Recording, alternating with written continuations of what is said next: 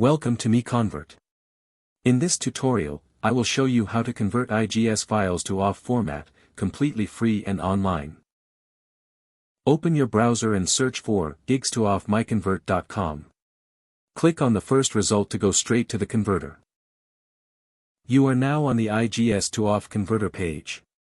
The interface is clean and easy to use. Let's upload a file. Click the Choose File button. A file picker will open. Select the IGS file you want to convert, then click Open. Your file is loaded and ready. You can see the file name, size, and destination format.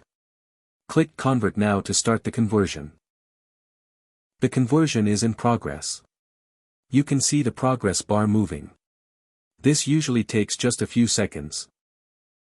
Done. Your file has been successfully converted. Click Download to save the OFF file to your computer. That's it. Visit MiConvert.com for more free conversion tools. Subscribe for more tutorials. Thanks for watching.